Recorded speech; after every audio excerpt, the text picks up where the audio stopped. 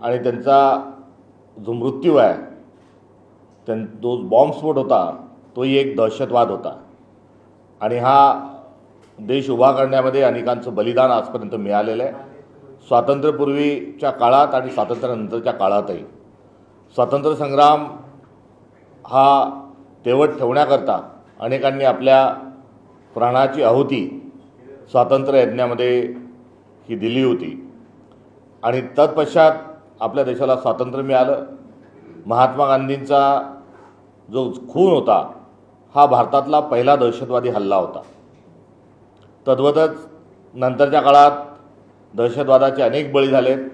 मुंबईत बॉम्बस्फोट असेल, इंदिरा गांधींचा मृत्यू असेल, राजीव गांधींचा मृत्यू असेल, हा दहशतवादी हमल्यात थेट पहलगामपर्यंत अनेकांना आपला प्राण जो आहे हा या देशाच्या एकता आणि अखंडतेच्या साठी आणि दहशतवादाच्या विरोधात हा प्राण हरपावायला लागला होता.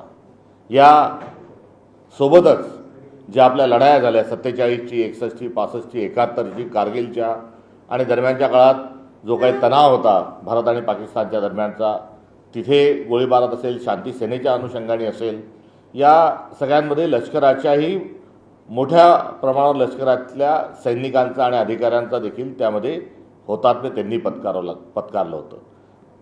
थेट कालपर्वाच्या जो ऑपरेशन सिंदूरपर्यंत जे लष्करातील होते आणि देशाला ज्यांनी बलिदान देशासाठी दिलं अशा सर्वांचं बलिदान हे स्मरणात ठेवण्याकरता, त्या बलिदानाच्या अनुषंगाने कृतज्ञता व्यक्त करण्यासाठी काल महाराष्ट्रभर जय हिंद जरा याद करो कुर्बानी तिरंगा रॅलीचं आयोजन करण्यात आलं होतं आणि मोठ्या प्रमाणावर काल अभिवादन करण्याच्या अनुषंगानं महाराष्ट्रभरात तिरंगा रॅली यशस्वीरित्या आयोजित झाली. आम्ही पुनश्च एकदा या सर्व हुतात्म्य पत्कारलेल्या, बलिदान दिलेल्या व्यक्तींना अभिवादन करतो. लष्करातील सर्व बलिदान झालेल्या अधिकाऱ्यांना, सैनिकांनाही अभिवादन करतो आणि यांचं बलिदान हे आम्ही स्मरणात ठेवू हे सांगत असताना पुनश्च एकदा ऑपरेशन सिंदूरचं अभिनंदन देखील या निमित्ताने आम्ही करतो. दुसरीकडे दुसरा जो जय जवान आणि जय किसान, दुसरीकडे जो किसान आहे हा आपल्या धुऱ्यावर, आपल्या बंधाऱ्यावर तिथे तोही जीवन मरणाची लढाई ही लढत आहे आणि त्याच्याही प्रती आम्ही आमच्या संवेदना आणि त्याच्या एकंदरीत असलेल्या परिस्थितीच्या संदर्भात सरकारने डोळस दृष्टिकोनातून बघावं. कर्जमाफी त्यांना द्यावी. खरीप हंगाम पुढे आलेला आहे, कुठलंही नियोजन नाही आणि खतांचा तुटवडा असेल, बियाण्याचा काळा बाजार असेल, शेतमालाच्या भावाचा प्रश्न असेल, या संदर्भामध्ये सरकार चुप्पी साधून आहे आणि या किसानाच्या ज्या समस्या आहेत त्या अनुषंगानं देखील कालच्या पूर्ण आमच्या जय हिंद रॅलीमध्ये जय जवान आणि जय किसानचा नारा दुमदुमला आणि या दुसऱ्या घटकाच्या संदर्भात देखील आम्ही आमच्या ज्या मागण्या आहेत या मागण्या शासन स्तरावर आम्ही रेटल्या आहेत. नवे तर एक आंदोलनात्मक भूमिकाही घेतली असं म्हटल्यास चुकीचं ठरणार नाही. मी प्रदेशाध्यक्ष या नात्यानं अमरावती या ठिकाणच्या विशाल अशा पदयात्रेमध्ये काल ट्रॅक्टर रॅलीमध्ये, जय हिंद रॅलीमध्ये काल मी सहभागी झालो होतो. आज एकंदरीत महाराष्ट्राची सकाळी धुळे या ठिकाणी घडलेली जी समोर आलेली जी घटना आहे ही महाराष्ट्राचं पॉवर स्ट्रक्चर जे आहे हे आपल्या सगळ्यांच्या समोर स्पष्ट स्वरूपात उभं करणारी ही बाब सर्वांच्या निदर्शनास आली आहे. महाराष्ट्रामध्ये एकंदरीत 4 पॉवर सेंटर ही भ्रष्टाचाराची आणि सत्तेची उन्माद काय असतो याची 4 स्तरीय जी रचना आहे ही आपल्या सगळ्यांच्या समोर आली आहे. पहिलं स्तर कोणचं तर मंत्रालय जे आहे, राज्य सरकार जे आहे हे 3 लोक चालवतात. एक भाजप मुख्यमंत्री, दुसरं शिवसेना उपमुख्यमंत्री शिंदेसाहेब, तिसरं अजित पवार, दुसरे उपमुख्यमंत्री राष्ट्रवादी. हे 3 सत्ता ज्या आहेत एकत्रित करून जी महायुती झालेली आहे हे गँग ऑफ ट्रिपल इंजिनच्या माध्यमातून सर्व सरकारी निर्णय, सर्व शासकीय निर्णय हे राज्यस्तरावर घेतला जात आहे आणि तिथे फार मोठ्या प्रमाणावर हा भ्रष्टाचार होत आहे आणि सर्व निर्णय हे केंद्रित झालेले आहेत एक उपमुख्यमंत्री आणि 2 उपमुख्यमंत्र्यांजवळ. कुठल्याही कल्याणकारी योजना नाही, कुठलेही शेतकऱ्यांच्या फायद्याचे निर्णय नाहीत, बेरोजगारांना रोजगार उपलब्ध करून देणाऱ्या कोणत्याही योजना नाहीत, जे निवडणुकीत दिलेलं जे आश्वासन होतं या आश्वासनाचा यांना विसर पडलेला आहे. कर्मचाऱ्यांचे पगार देण्याकरता पैसे नाही, लाडकी बहिणीचे अनुदान वाढवण्याकरता पैसे नाही, ठेकेदारांचे देयक देण्याकरता पैसे नाही, मात्र 88,000 कोटीचा हा एक शक्तिपीठ महामार्ग करण्याकरता हे उतावळे झालेले आहेत. तर हा सर्व पैसे खाण्याचा आणि भ्रष्टाचाराचा अनुषंगानं धार्जिणे असे निर्णय हे राज्य सरकार घेत असताना फक्त हा तिघांपुरतं हे राज्य सरकार आहे. हे पहिलं स्तर. तर दुसरं स्तर मंत्री पातळीवर आहे आणि मंत्र्यांना मंत्री केल्यानंतर त्यांच्या खात्याचे निर्णय घेण्याचा त्यांचा अधिकार नाही. म्हणून त्यांना जाऊन कुठेतरी जागीरदारी दिली आहे की तुम्ही जा आणि पालकमंत्री म्हणून तुमच्या जिल्ह्यामध्ये जो काही धुमाकूळ घालायचा आहे तो घाला. आणि दुसरं जे स्तर आहे मंत्र्यांचं, हे प्रत्येक जिल्हा स्तरावर पालकमंत्री स्वरूपामध्ये हे स्ट्रक्चर उभं राहिलेलं आहे. मग रेतीच्या घाटाचा लिलाव असो, रेतीची त्या ठिकाणी वाहतूक असो, DPTCचा पैसा विकल्या जाण्याच्या संदर्भात होत असणारे मोठे आरोप असो, त्या जिल्ह्यातून शोषण हे सुरू आहे. हा दुसरं सत्तेचं स्थळ, दुसरा भ्रष्टाचाराचं स्थळ हे पालकमंत्री मंत्री पातळीवर त्या ठिकाणी जिल्ह्यामध्ये कार्यरत आहे. तर तिसरं जे स्तर आहे की जे स्वतःला पॉवरफुल आमदार समजतात किंवा तुलनेने ते सिनियर आहेत, मात्र हे तिघांचं सरकार असल्यामुळे मंत्रिमंडळात स्थान भेटू शकत नाही, म्हणून यांना आता समित्यांचे प्रमुख नेमलेले आहे. आणि हे त्या समित्यांचे प्रमुख म्हणून हे त्या जिल्ह्यात जाऊन तिथे छापेमारी हे करतात आणि या छापेमारीतून तिथे जाऊन ब्लॅकमेल करणं, लोकांवर कारवाई करत असल्यास सांगणं, सार्वभौम विधिमंडळाचे एक उपसमिती या नात्यानं गेल्यानंतर तिथे त्यांना कारवाई मोठ्या प्रमाणावर करता येते. तसे वैधानिक अधिकार त्यांच्याजवळ असल्यामुळे त्या अधिकारांचा गैरवापर करत असतानाची धाक दाखवून, दबक दाखवून तिसऱ्या स्तरावर काही वजनदार जे आमदार आहेत ते कार्यरत आहेत. आणि या वजनदार आमदार कार्यरत असल्याचा पुरावा हा धुळ्याच्या रेस्ट हाऊसच्या विश्रामगृहाच्या खोली नंबर 102 मध्ये जे गबाड सापडलेले सुमारे 2 कोटी रुपयांचा, हा पैसा एवढा आला कुठून? जर एक शासकीय कर्मचारी आहे ज्याच्या खोलीमध्ये एवढा मोठा पैसा सापडतो तर त्याच्यावर गुन्हे दाखल केले का? त्यांना पोलिसांनी ताब्यात घेतलं का? जे रेस्ट हाऊस दिलं होतं आणि जिथे एवढी रक्कम सापडली त्याच्या कार्यकारी अभिनेत्यावर काय कारवाई केली? आणि तो कर्मचारी ज्यांचा PA आहे आणि समितीच्या अंदाजपत्रक समितीच्या पार्श्वभूमीवर ज्या ठिकाणी गेला होता त्या अर्जुन खोतकरांवरही गुन्हा दाखल केला का? हे सर्व प्रश्न जे आहेत हे कशा पद्धतीने हे सरकार काम करते, भ्रष्टाचार करते, याचा हा नमुना आहे. त्यामुळे धुळ्या या ठिकाणी सापडलेले पैसे हे एका PAच्या खोलीत जर 2 कोटी रुपये सापडतात तर 50 खोके एकदम ओके, हा जो दिला गेलेला नारा होता हा सत्य होता, हेही याचाही पुरावा यातून मिळतो. आणि खरा प्रश्न या ठिकाणी उपस्थित होतो की PAच्या खोलीत एवढे पैसे सापडले, जर या सत्ताधारी आमदारांच्या घरी जर ईडीने किंवा पोलिसांनी छापे मारले तर यांच्या घरात किती पैसे निघतील? त्यामुळे साध्या PAजवळ एवढे 2 कोटी रुपये आहेत, यांच्याजवळ शेकडो कोटी रुपये यांच्या घरात हे यांनी लपवून ठेवल्याची शक्यता ही नाकारता येत नाही.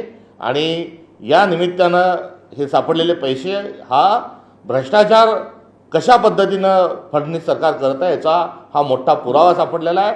तात्काळ सुरुवात फडणवीस स्वतः जर भ्रष्टाचारामध्ये त्यांचा सहभाग नसेल आणि ना खाऊंगा ना खाणे दूंगा हे मोदीजी साहेब जर खरं सांगत असतील तर त्यांनी तात्काळ स्वरूपामध्ये या आमदारांवर आणि त्या एकंदरीत प्रकरणाची गंभीर दखल घ्यावी.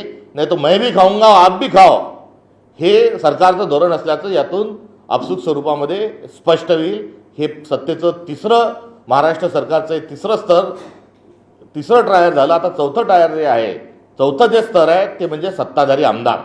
आणि सत्ताधारी आमदार त्यांच्या तालुक्यामध्ये त्यांनी हौदोस घातलेला आहे.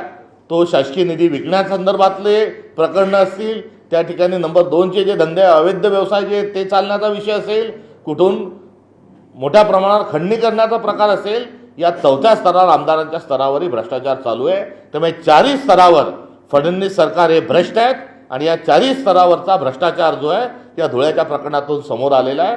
आणि हा येत असताना अंदाजपत्रक समितीच्या वैधानिक स्वरूपाच्या जर त्या ठिकाणी अध्यक्षांच्या PAच्या खोलीमध्ये जर एवढे पैसे सापडतात तर याची थेट स्वरूपाची जी जबाबदारी आहे ही उपमुख्यमंत्री एकनाथ शिंदे साहेबांवर आहे.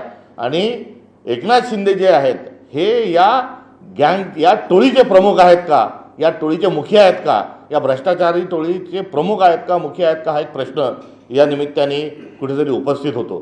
तर दुसरीकडे सगळे जे गुन्हेगार आहेत हे राष्ट्रवादीच कसे?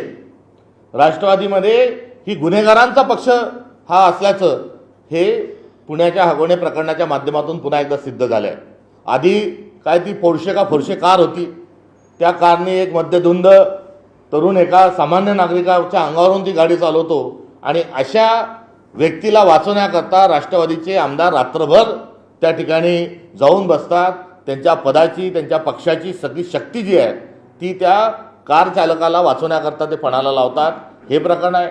कोयता गँगच्या माध्यमातून जे सापडलेले गुंड आहेत ते देखील राष्ट्रवादीच्या संबंधित आहे. कुठे अनाथ आश्रमच्या नावाखाली आश्रम चालवत असताना लेकीबाळींना विकण्याचा धंदा करणारा माणूस हा देखील राष्ट्रवादीच्याच अनुषंगानं त्याचं नाव समोर येतं आहे. नांदेडमध्ये तर जो वरली मटक्याचा किंग आहे, वरली किंग जो आहे त्याला थेट पक्षामध्ये प्रवेश दिला जातोय. हे काय चाललं आहे? म्हणजे राष्ट्रवादी हा पक्ष आहे का गुंडांची टोळी आहे? हा मूलभूत स्वरूपाचा प्रश्न निर्माण होतो. आणि जर राष्ट्रवादी पक्ष गुंडांची टोळी आहे तर उपमुख्यमंत्री अजित पवार हे उपमुख्यमंत्री आहेत का या सर्व गँगच्या आका आहेत? हा प्रश्न या निमित्तानं महाराष्ट्राच्या समोर उभा येऊन टाकला आहे. त्यामुळे सत्ता आणि सत्तेचं जे भ्रष्टाचार आहे आणि सत्तेचं जे गुंडागर्दीकरण जे चाललं आहे, जे टोळी आका या स्वरूपामध्ये जे शासन वागतं आहे याचा आम्ही तीव्र शब्दात निषेध करतो. आणि तात्काळ स्वरूपामध्ये राष्ट्रवादी पक्षातील सर्व जे गुन्हेगार आहेत या गुन्हेगारांना गृहमंत्री, मुख्यमंत्री देवेंद्र फडणवीस यांच्यावर काय कारवाई करणार का त्यांना मोकाट सोडणार हा एक प्रश्न या निमित्ताने उपस्थित होतो. तर दुसरीकडे या जाऊन ज्या लुबाडणूक करणाऱ्या आणि खंडणी जमा करणाऱ्या गँगचे मुखिया म्हणून जे एकनाथ शिंदे साहेब आहेत हे आता त्यांच्या टीमला समजून सांगणार आहे का त्यांना देखील आता दुबईला जाऊन कुठेतरी स्थायिक होण्याचा सल्ला देणार आहे? हे सर्व प्रश्न आज महाराष्ट्राच्या जनतेच्या समोर हे आले पाहिजे आणि सरकारने यावर बोललं पाहिजे ही आमची अपेक्षा आहे. सर, देवेंद्र फडणवीसांनी घोषणा केली आहे की धुळ्यातलं जे कॅश कांड प्रकरण आहे याच्यामध्ये SIT स्थापन केली जाईल आणि एथिक्स कमिटी बनवून स्वतंत्र चौकशी करण्याचे निर्देश अध्यक्ष आणि सभापतींना सुद्धा केलेले आहेत. एवढं काफी? एथिक्स गुंडाळून ठेवलेले आहे हे या निमित्ताने ते मान्य करत आहेत का हा एक प्रश्न आहे. आणि आम्ही धुतल्या तांदळाचे आहोत असा टेंबा मिरवणाऱ्या फडणवीसांनी आता कुठेही चोपडे शब्द किंवा SIT किंवा चौकशी यासारखं न करता अहो तुम्ही कारवाई का करणार आहे? तुमच्याजवळ थम्पिंग मेजॉरिटी आहे, एवढ्या मोठ्या प्रमाणावर तुमच्याजवळ सत्ता महाराष्ट्रातल्या जनतेने सोपवलेली आहे. ती चोरीच्या माध्यमातून जरी असली तरी आज सत्ता तुमच्याजवळ आहे. कारण हे निवडून जे आलेले आहेत हे मतांची चोरी करून निवडून आलेले आहेत. हे निवडणूक आयोगाला गाफील ठेवून निवडून आलेले आहे. हे चोरीचं लांड्या लबाडीचं हे सरकार आहे. आणि या सरकारला आता त्यांच्याजवळ जी सत्ता मिळाली आहे त्या सत्तेतला याचा दुरुपयोग आपल्या सगळ्यांच्या समोर आहे. त्यांनी जे उत्तर दिलं या निमित्तानं हे उडवाउडीचं उत्तर आहे. यानंतर ते काय सांगतील की आता समितींनी आपला दौरा रद्द करावा. म्हणजे जो प्रस्तुत दौरा होता अर्जुन खोतकरजींचा तो आता दौरा प्रलंबित करतील. कुठे पंचायत राजचे दौरे असतील त्यांना जाऊ नका म्हणतील. अहो लोकशाही चालवायची आहे का ठोकशाही आणि भ्रष्टाचार करायचा आहे? कारण या समित्या काय करतात तर सरकारला एक फीडबॅक असतो, तो फीडबॅक मिळाला पाहिजे म्हणून धारातलवर काय चाललं आहे हे सार्वभौम सभागृहाच्या सदस्यांनी जाऊन बघावं. पण हे त्या ठिकाणी जाऊन काय करतात ते पैसे खायचे धंदे करतात. म्हणजे आपल्याला भ्रष्टाचार थांबवण्याच्या नाटक करत असताना लोकशाही पण आपण थांबवत आहात आणि दुसरीकडे भ्रष्ट लोकांना पाठीशी घालत आहात हे या निमित्ताने सिद्ध होत आहे.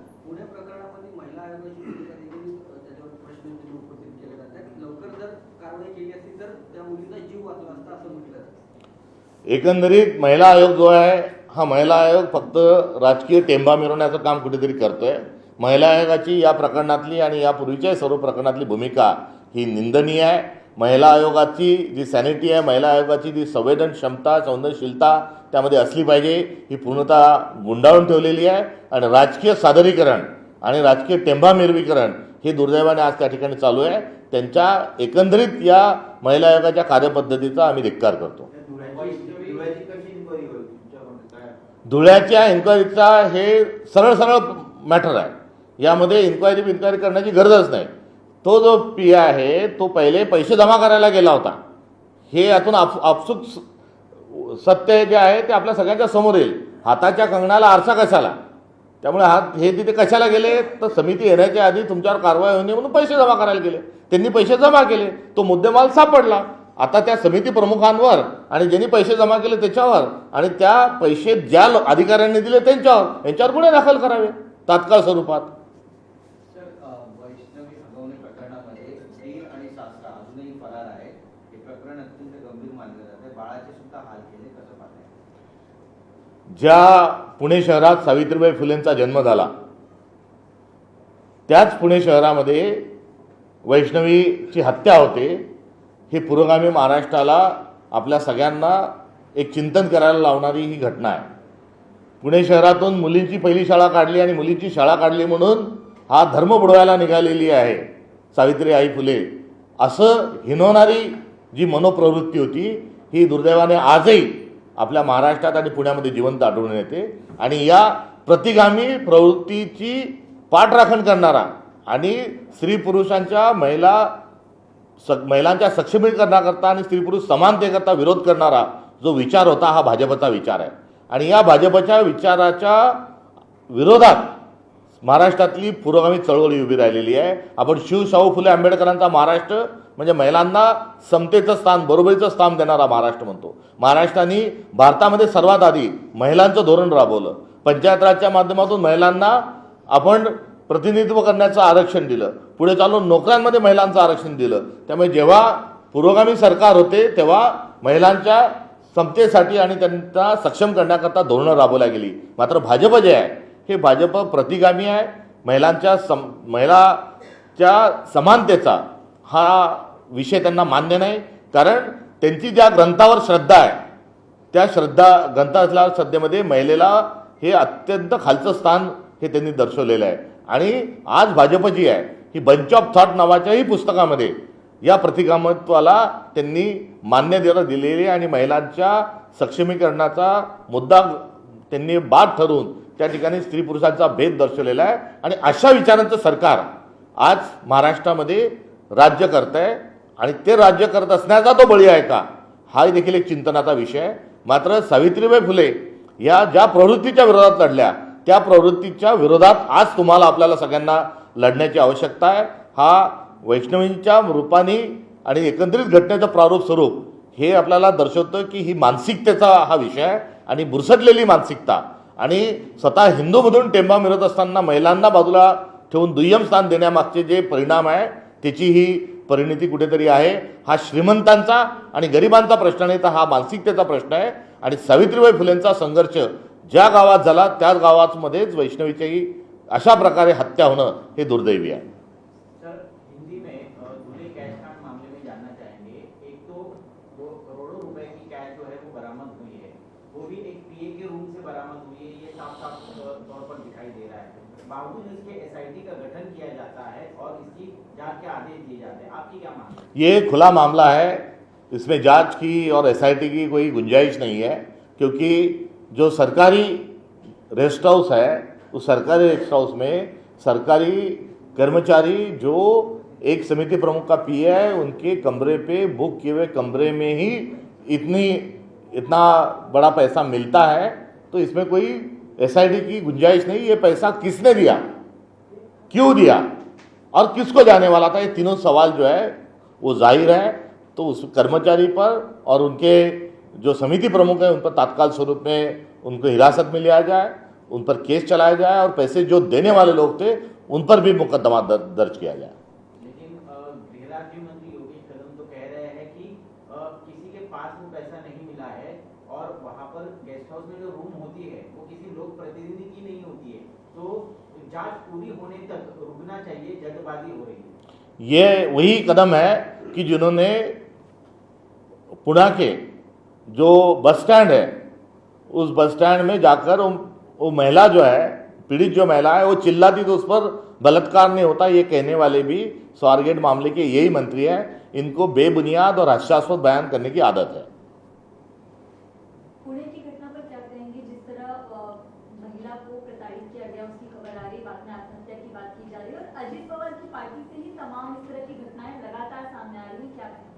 अजित पवार की पार्टी के जानिब से जो महाराष्ट्र के जो गुंडा लोग जो है उन्हीं के पार्टी से कैसे निकल के आ रहे हैं, एक बहुत बड़ा सवाल है। भीड़ से उन्हीं के पार्टी के जो लोग थे, वही हत्या के मामले में, संतोष देशमुख की हत्या के मामले में उनका ही नाम सामने आया। उसके बाद पुणे में भी जो है कोयता गैंग जो है, उसी में उन्हीं की पार्टी के लोगों का नाम था। इतना ही नहीं तो वहाँ पर जो अनाथ आश्रम के नाम पर एक गोरख धंधा जो चल रहा था महिलाओं के शोषण का, वो भी उन्हीं के पार्टी से किसी जो नेता था उन्हीं का नाम उसमें था। जो पोर्शे कार का मामला है, एक्सीडेंट का, चलते लोगों को कुचलने का, उसमें भी उन्हीं के पार्टी के लोगों ने जो आरोपी जो है उसको बचाने का काम किया था। और अभी ये वैष्णवी के हत्याकांड में भी उन्हीं के पार्टी के लोग का नाम आ रहा है। इतना ही नहीं तो नांदेड़ में जो मटका किंग है उसको भी पार्टी ज्वाइन करवाने का मामला ताज़ा है। तो कुल मिला के ये सारे गुंडे जो है ये अजित पवार के राष्ट्रवादी दल में ही कैसे है, ये एक सवाल है। और ये सब सवालों से घिरा हुआ जो मामला है और इतना संगीन जो अपराध पुणे में हुआ है, उसको मद्देनजर हम सवाल पूछना चाहते हैं कि अजित दादा पवार, आप उप मुख्यमंत्री हो या आगा हो? सर, पब्लिक सिक्योरिटी बिल को लेकर जो सिलेक्ट कमेटी बनाई गई है उसकी कल बैठक हुई विधान भवन में। 12,000 ऑब्जेक्शंस इस बिल के विरोध में आए हुए हैं। आज तक का ये सबसे बड़ा आंकड़ा है। बावजूद इसके जो बावनकुळे है इस समिति के अध्यक्ष और मिनिस्टर, उनका कहना है कि नक्सलिज्म को रोकने के लिए आने वाले मानसून सत्र में फिर से इस बिल को टेबल किया जाएगा। नक्सलवाद का नाम बताकर ये उनके खिलाफ में, या गणतंत्र के सिपाही, लोकतंत्र के सिपाही के नाते जो जिम्मेदारी निभाते हैं उन पर यह अंकुश लगाने का एक प्रयास है। जैसे ईडी के माध्यम से उन्होंने बहुत सारे विपक्ष के नेताओं को उन्होंने घेरने का प्रयास किया, उसी प्रकार से अभी समीक्षकों को, साहित्यिकों को और सोशल एक्टिविस्ट लोगों को और राजनीतिक लोगों को आवाज़, जनता की आवाज़ और संविधान की आवाज़ उठाने से रोकने के लिए वो ये बिल लेके आ रहे हैं। इसकी मंशा जाहिर है कि ये गणतंत्र के खिलाफ इनका सारा मोटस ऑपरेंडी है और वो किसी प्रकार से भी वो सच बात सुनना नहीं चाहते, केवल खुद का महिमा मंडल करने में ही वो खुश है और उसके लिए बिल लेके आ रहे हैं। Sir, external affair minister S Jaishankar ने सरित से खारिज किया है कि डोनाल्ड ट्रंप ने कुछ सीज फायर नहीं करवाया था। इंडिया और पाकिस्तान की बातचीत होकर सीज फायर हुआ था, क्योंकि अभी फिर से डोनाल्ड ट्रंप का बयान आया सीज फायर को लेके और कहा कि ट्रेड दोनों के साथ, इंडिया पाकिस्तान के साथ वॉर होगा, इस वजह से इन्होंने वॉर को सीज फायर किया। क्या कहते हैं? इस प्रकार से बयान देने से पहले शर्म आना चाहिए इनको कि सच्चाई जो है वो भारत के नागरिकों से छुपा रहे हैं, और शर्म आना चाहिए। मैं इसलिए भी कह रहा हूँ कि आए दिन डोनाल्ड ट्रंप जो है वो भारत के खिलाफ में या सीज फायर को लेके वो बयानबाजी उनकी चल रही है। तो इससे जो शिमला करार जो समझौता हुआ था, और शिमला समझौते में ये द्विपक्षीय ही ये मामला है और हम इसको मिलकर हल करेंगे, ये बात उन्होंने कही थी। कश्मीर मुद्दा भी जो है वो, कश्मीर जो है भारत का अविभाज्य अंग है और कश्मीर को लेकर हम कोई चर्चा नहीं करेंगे, ये भी भारत का स्टैंड था। मगर अभी सीज फायर कहीं और से होता है, और सीज फायर यदि मोदी जी सीज फायर करते तो उनका ट्वीट क्यों नहीं है? वो तो भाई और बहनों, आज रात के 8 बजे के बाद वाली जो भाषण है उनके तो बड़ा सुनने का भारत को सौभाग्य मिला है। अब उसी प्रकार से कोई वो तात्काल स्वरूप में प्रेस करके सीज फायर की जानकारी देते तो हम समझ सकते थे, मगर 7 समंदर पार सीज फायर की घोषणा होती है और उसमें जो अल्फाज जो थे, जो शब्द का चयन डोनाल्ड ट्रंप ने किया, ये भारत की जो अस्मिता है उसके खिलाफ में दिया गया उनका ये बयान है। इसलिए जो सीज फायर और सारी लड़ाई को लेकर जो सवाल खड़े हैं, कोई कितने विमान हमारे गिरे, इसको लेकर जग में आज भारत की जो छवि है वो अंतर्राष्ट्रीय स्तर पर इसकी चर्चा हो रही है। तो ये सारे सवालों के जवाब जो है वो देना चाहिए। और अभी सभी सांसदों को जो बाहर भेज रहे हैं तो वो उसमें भी शिमला समझौता का कहीं भंग नहीं होना चाहिए, इसका भी ध्यान रखना चाहिए। नहीं तो आप विश्व में जाके जो क्या किन चीज़ों का डिंडोरा पीट रहे हो, ये ऐसा बैकफायर हम पे नहीं होना चाहिए, इसका भी पूरा ध्यान रखना चाहिए। मगर ये सारा जो है ये कठपुतली नचाने का काम ये डोनाल्ड ट्रंप कर रहा है। ये जो आरोप हो रहा है उससे भारत सरकार को एक कड़ी भूमिका लेकर उसका खंडन करना चाहिए। भारत सरकार, विदेश मंत्री बार-बार बता रहे कि उनका कोई रोल नहीं था, इसमें बायलैटरली चर्चा हुई है। और यदि उनका सलमान खुर्शीद का एक बयान आया था आप ही की पार्टी से, उन्होंने कहा कि डोनाल्ड ट्रंप जबरदस्ती से इस मामले में घुसने का प्रयास कर रहे हैं और क्रेडिट लेने का प्रयास कर रहे हैं। सीज फायर की घोषणा यदि मोदी जी करते या दोनों के राष्ट्र के प्रधान करते तो ये सवाल खड़े नहीं होते। ये इसकी घोषणा जो है ये भारत में नहीं हुई, पाकिस्तान में नहीं हुई, अन्य किसी प्लेटफॉर्म पर नहीं हुई। ये कहाँ से हुआ और ट्वीट कहाँ से हुआ और वो वीडियो जो है ये सब जानते हैं।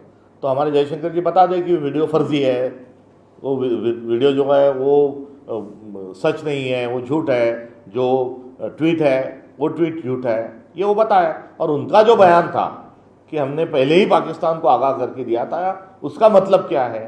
तो ये तमाम जो सवाल है ये सवाल सरकार से है और सरकार ने इसका जवाब देना चाहिए, मगर हर बार की तरह मुद्दे को घुमाना, डाइवर्ट करना, इस प्रकार से नीति जो है वो बदकिस्मती से भाजपा अपनाते हुए दिख रही है। मुख्यमंत्री देवेंद्र फडणवीस ने कहा कि कांग्रेस को ये नहीं पता है कि कौन सा ड्रोन है, खेती के लिए कौन सा ड्रोन लगता है और जो हमला करने के लिए उसको कौन सा ड्रोन लगता है। ये बेवकूफ लोग हैं, इनको कुछ समझाने की जरूरत नहीं है। इस तरह से बयान आया देवेंद्र फडणवीस। देवेंद्र फडणवीस जी का कहने का मतलब ये है कि वही सारे ज्ञानी हैं, भाजपा के पास ही सारे ज्ञान का भंडार है और राष्ट्रीय स्वयंसेवक संघ ही जो है वो सर्वज्ञ है, बाकी दुनिया में किसी के पास किसी चीज़ की जानकारी नहीं है। उनका अहंकार है, ये उनका अहंकार उनको मुबारक हो। मगर मनमोहन सिंह जैसे जो अर्थतज्ञ लोग हो गए या बड़े बड़े जो साइंटिस्ट हो गए, ये तो किसी दल के नहीं थे, पार्टी के नहीं थे, कुछ पार्टी के भी विपक्ष के भी लोग थे, मगर ये ज्ञान जो है उन पर हमारा ही हक है, अधिकार है, ये उनकी बातों से झलकता है, जिसके खिलाफ शाहू फुले अम्बेडकर का संघर्ष लगातार जारी रहा था। जिस तरह से खड़गे जी का बयान आया था, वडेट्टीवार जी का बयान, इन बयानों को लेकर राहुल गांधी की जो पाकिस्तान में वीडियो रिलीज हो रहे हैं उसको लेकर बीजेपी पोस्टर रिलीज कर रही है और राहुल गांधी को पोस्टर बाय बता रही है पाकिस्तान का, और आपके नेताओं को कह रही है कि ये पाकिस्तान की भाषा बोल रहे हैं। बीजेपी का आरोप है कि राहुल गांधी पाकिस्तान में रोजाना जो हेडलाइन जो सच जो है वो बोलने की हिम्मत सरकार ने दिखाना चाहिए। राहुल जी का कोई पोस्टर कोई नहीं आ रहा है, वो सरकार के साथ है। सिंदूर जो मामला है, ऑपरेशन सिंदूर का, वो पूरी तरीके से उसके पक्ष में है और उसके जीत के लिए उन्होंने शुभकामनाएं भी दी। इतना ही नहीं तो राहुल गांधी के दिशा निर्देश पर ही और कांग्रेस के अध्यक्ष मल्लिकार्जुन खड़गे की सूचना पर पूरे देश में कांग्रेस पार्टी तिरंगा लहराते हुए तिरंगा रैली का आयोजन कर रही है। ये बीजेपी खुद अपने आप में बहुत सारे सवालों से घिरी हुई है और वो घिरे हुए रहते हुए वो विपक्ष को ही निशाना साध रही, ये बिल्कुल बात समझ से परे है। Thank you. साहेब, पुण्यातील हगवणे प्रकरणामध्ये आता जी माहिती येते त्यानुसार मोठ्या सून आहेत त्यांनी पण आरोप केलाय की त्यांना पण मारहाण केली जायची आणि महिला आयोगाकडे तक्रार केलेली, त्याची दखल घेतली गेली नाही। जर त्याच वेळी ऍक्शन घेतली असती तर कदाचित वैष्णवीचा जीव वाचला असता। एकंदरीत प्रकरणातच राष्ट्रवादी पक्षात एवढे गुंड एकत्रित कसे जमा झाले हाच मूलभूत प्रश्न त्याला समर्थन देणारा हा आरोप आहे। आणि या आरोपामध्ये महिला आयोगाच्या अध्यक्षा या महिला आयोगाच्या अध्यक्षा म्हणून राहतात आहेत का राष्ट्रवादी पक्षाच्या पदाधिकारी म्हणून राहतात आहेत का उपमुख्यमंत्री अजित पवारांच्या जवळच्या लोकांना हात लागला नाही पाहिजे संरक्षण देण्याकरता त्या उभ्या आहेत, हे सगळे प्रश्न या निमित्ताने उपस्थित होतात। आणि पुन्हा एकदा या सर्व घटना या अजितदादांकडे उंगली निर्देशाचा असा आहे की ते उपमुख्यमंत्री आहेत का आका आहेत, हाच प्रश्न या आरोपाच्या माध्यमातून पुन्हा एकदा अधोरेखित होतो। देश विदेशातील प्रत्येक घडामोडींचे लाईव्ह अपडेट मिळवण्यासाठी आता साम टीव्हीच्या सर्व सोशल मीडिया प्लॅटफॉर्मला लाईक, फॉलो आणि सबस्क्राईब करा। तसंच सर्व नोटिफिकेशनसाठी बेल आयकॉन प्रेस करायला विसरू नका।